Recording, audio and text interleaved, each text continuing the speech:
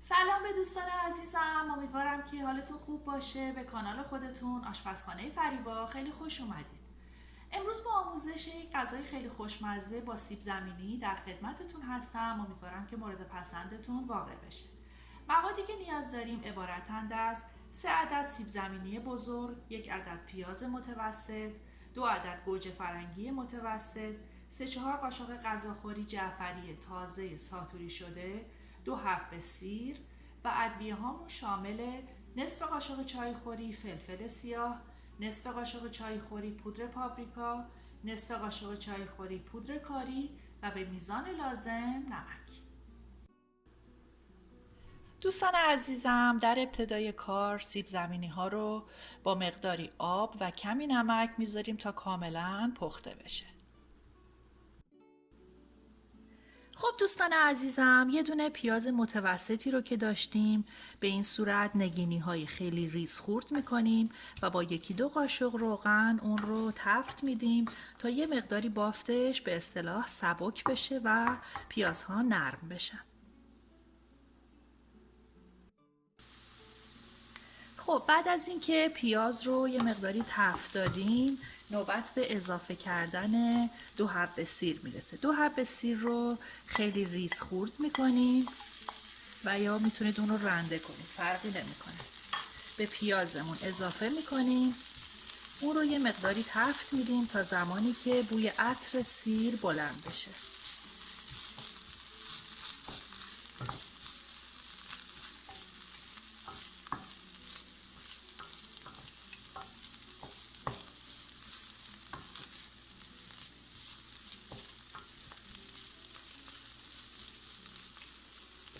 خب بوی سیر بلند شد.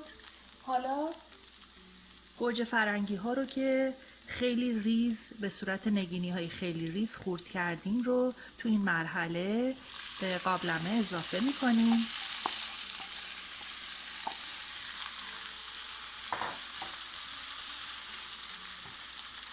همینطور نمک و فلفل سیاه. حالا گوجه فرنگی ها رو هم به همراه پیاز و سیر یه مقداری تفت میدیم تا بافت گوجه فرنگی هم نرم بشه.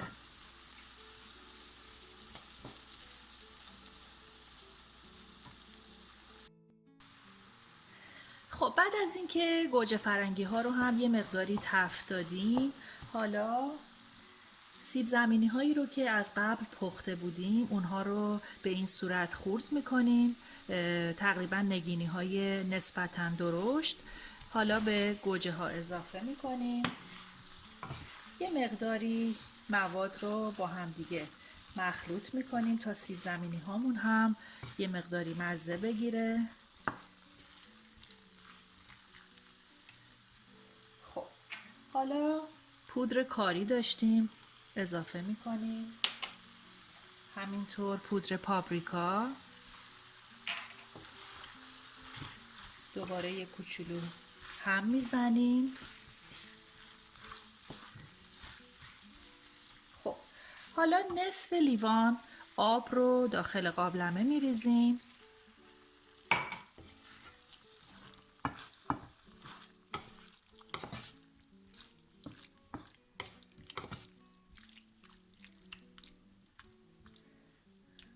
خب حالا در قابلمه رو میبندیم و اجازه میدیم که حدود 5-6 دقیقه مواد با هم دیگه با حرارت ملایم کاملا بپزه.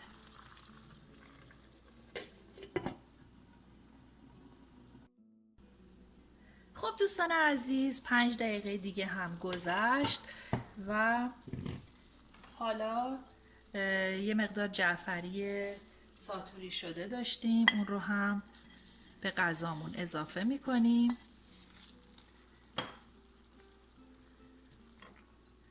خب غذای ما به همین راحتی، به همین سادگی آماده شد. یک غذای فوق‌العاده آسون و در عین حال خیلی خوشمزه و دلچسب. امیدوارم که از این غذا هم خوشتون اومده باشه. این غذای خوشمزه و آسون رو آماده کنید و در کنار عزیزانتون لذت ببرید. خب من این رو داخل یه ظرف سرو میکنم و خدمتتون نشون میدم.